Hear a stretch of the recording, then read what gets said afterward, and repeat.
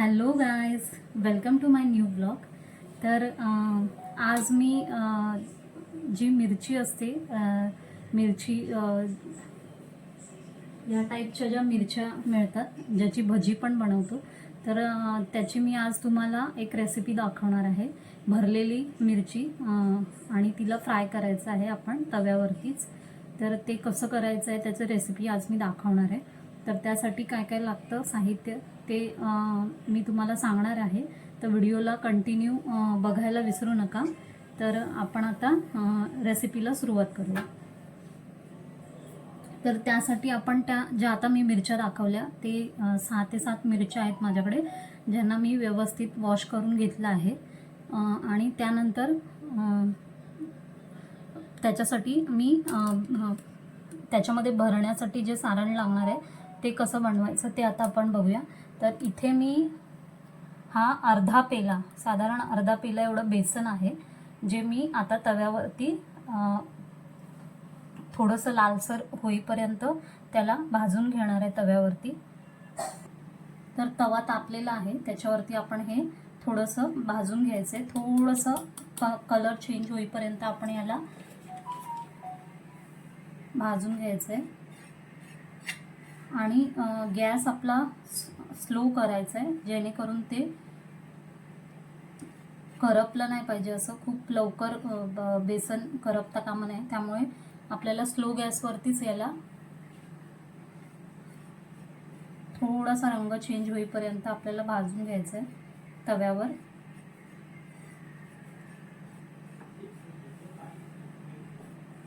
तर आपण हे भाजून झाल्यावर मी दाखवते तुम्हाला.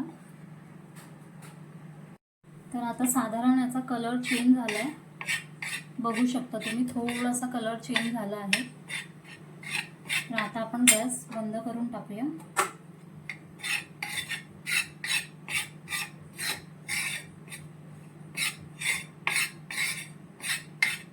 आणि हे 5 मिनिटं थंड व्हायला ठेवून देऊया. आणि त्यानंतर आपण काय करायचं आहे की माझ्याकडे ऑलरेडी रेडी आहे. आपण शेंगदाणे भाजून घ्यायचे आहेत. तर बेसन आपलं झालं आहे भाजून. तर ज्यांच्याकडे माझ्याकडे ऑलरेडी कूट तयार आहे शेंगदाण्याचा, त्यामुळे मी ते दाखवणार नाही आहे आता रेसिपीमध्ये. तर तुमच्याकडे जर शेंगदाण्याचा कूट नसेल तर तुम्ही त्याला शेंगदाण्याला परतून घ्यायचं आहे तव्यावरती आणि त्याच्यानंतर त्याची सालं काढून टाकायचे. थंड झाल्यानंतर त्याचा मिक्सरला लावून कूट करायचा आहे. तर त्यानंतर पुढे काय करायचं आहे हे मी कंटिन्यू दाखवते, व्हिडिओ एंडपर्यंत बघा. तर बेसन थंड होईपर्यंत जे आपण आता ते तव्यावरती परतून घेतलं आहे ते थंड होईपर्यंत एक 5 ते 10 मिनटं लागतील. तोपर्यंत आपण पुढे या ज्या मिरच्या आहेत ज्या आपल्याला भरून घ्यायच्या आहेत त्याच्यासाठी याला देठ काढून घ्यायचे त्याचे.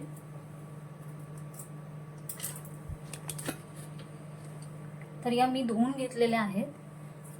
तर अशा प्रकारे याचे देठ काढून घ्यायचे आहेत आणि याला मध्ये असा कट करून घ्यायचा आहे. असा मध्ये कट करून घ्यायचा आहे अशा प्रकारे. आणि यामध्ये ज्या बिया असतात त्या काढून टाकायच्या आहेत. तर आपण याचं देठ कट करून त्याला मध्ये कट मारून घेऊया. असं देठ कट केलं आणि इथून सुरीने मध्ये कट मारायचा आहे. पूर्ण अर्ध मिरची कट नाही करायची, आपल्याला थोडासा फक्त कट मारायचा आहे. आणि त्याच्या आतमध्ये जे काही या बिया असतात त्या काढून टाकायच्या आहेत, नाहीतर खूप तिखट लागतं खायला. त्यामुळे या बिया पूर्ण काढून टाकायच्या आहेत आपल्याला. तर आपण हे करून घेऊया सगळ्या मिरच्या कट. तर आता आपण याला कट करून याच्यामधल्या बिया काढून टाकल्यात ह्या बघा पूर्णपणे. आणि आता आपण याला मीठ लावून घ्यायचं आहे. आतल्या साईडला थोडंसं मीठ लावायचं आहे, जेणेकरून तिखटपणा पण असेल तर कमी होतो आणि चव पण चांगली लागते. तर या सर्व मिरच्यांना आपण असं आतमध्ये मीठ लावून घ्यायचं आहे.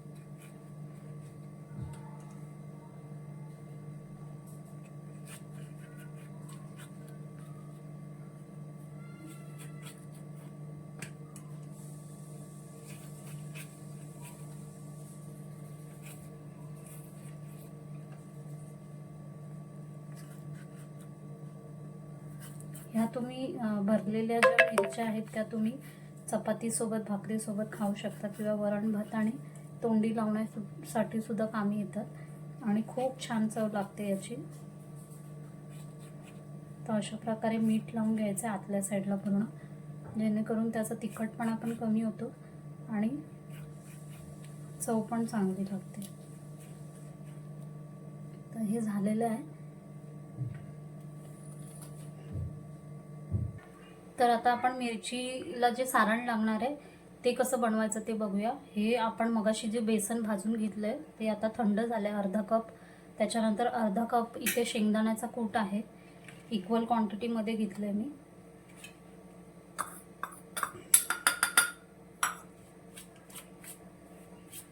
त्यानंतर याच्यामध्ये अर्धा चमचा, पाव चमचा हळद टाकले मी आणि इथे 1 चमचा मसाला घेतलाय आणि 1 चमचा मीठ घ्यायचंय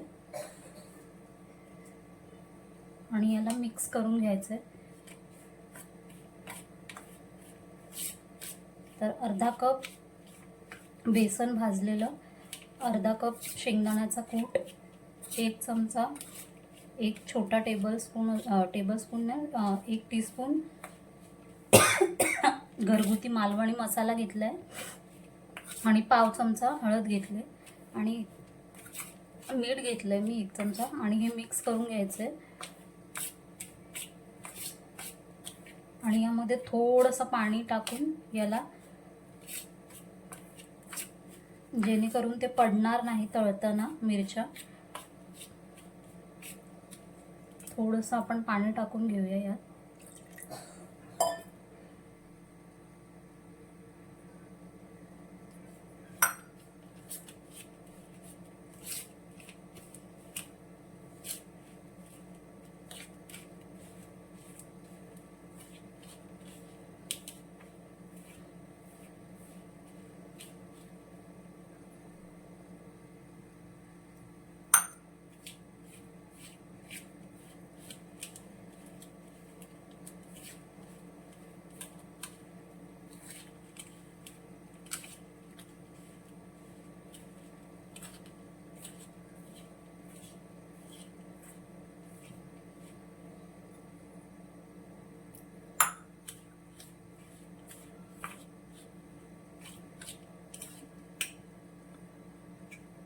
तर हे अशा प्रकारे पाणी टाकून पाव पेला मी पाणी टाकलं यामध्ये साधारण, आणि हे असं मिक्स करून घ्यायचं आहे. म्हणजे आपण जेव्हा हे भरू आणि तेलामध्ये आपण फ्राय करू त्यावेळेला ते आतलं सारण जे आहे ते बाहेर पडणार नाही, त्यासाठी हे आपण थोडंसं पाणी टाकून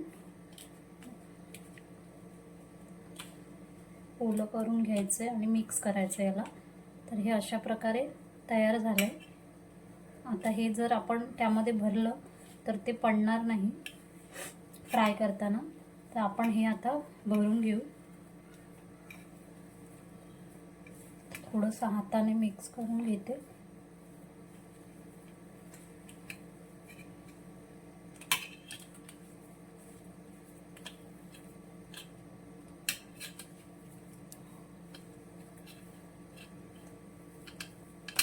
आणि याला हे भरून घ्यायचं आतमध्ये मिरचीच्या आत व्यवस्थित.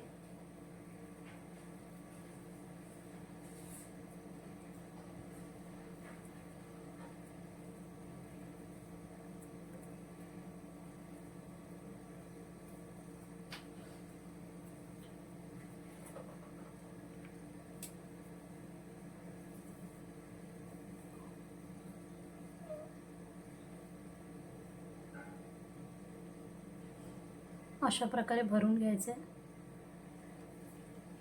तर आपण भरून घेऊया सर्व मिरच्या.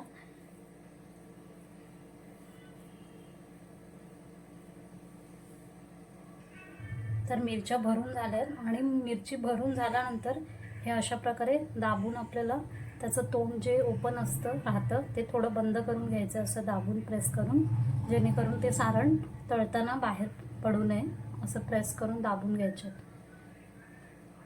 तर हे अशा प्रकारे आपल्या भरून तयार आहे आणि आता आपल्याला हे तव्यावरती तेलामध्ये थोडं फ्राय करून घ्यायचं. तर आपण करूया. तर गॅस पेटवायचा आहे आणि मीडियम फ्लेमवर ठेवला आहे मी गॅस.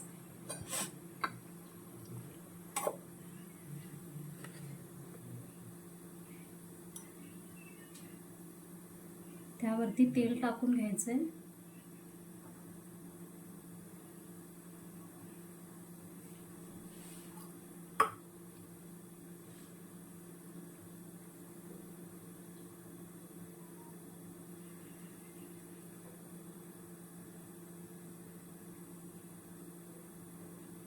आणि थोडंसं तेल गरम झालं की त्यावरती मग ह्या मिरच्या आपल्याला ठेवायच्या भरलेल्या. थोडीशी वाफ आली हातावरती की समजायचं की तवा आणि तेल तापलंय.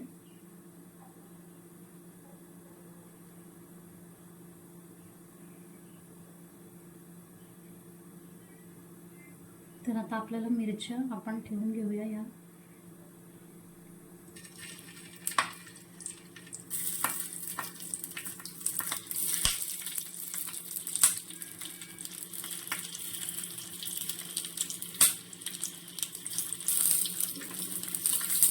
आणि त्यानंतर आपल्याला साईडने सुद्धा तेल सोडायचं आहे.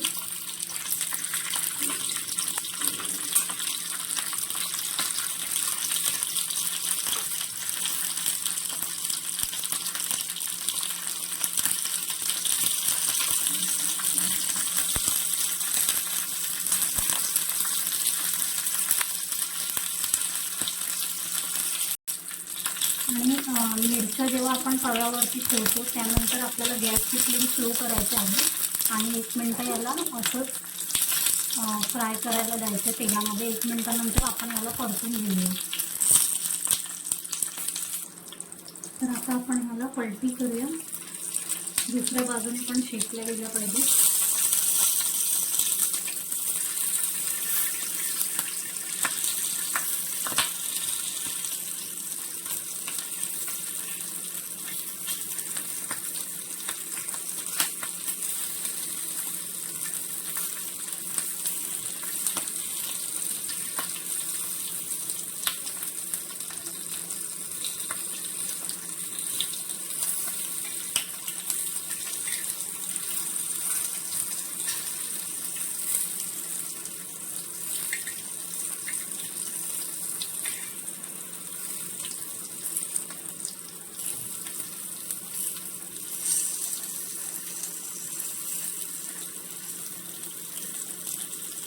तर या सर्व बाजूंनी अशा आपण फ्राय करून घ्यायच्या तेलामध्ये सर्व बाजूंनी. तर अशा प्रकारे ह्या मिरच्या आता तयार झाल्या आहेत. याला मी आलटून पलटून घेतलं 1-5-6 मिनटं लो फ्लेमवरती. आणि या थोड्याशा आहे बघा कलर याचा चेंज झाला, ब्राऊन झाल्या आहेत. तर अशा झाल्या पाहिजेत आणि याला सर्व बाजूने आपण परतून घ्यायचं आहे मंद आचेवरती. तर आता आपण गॅस काढून टाकूया.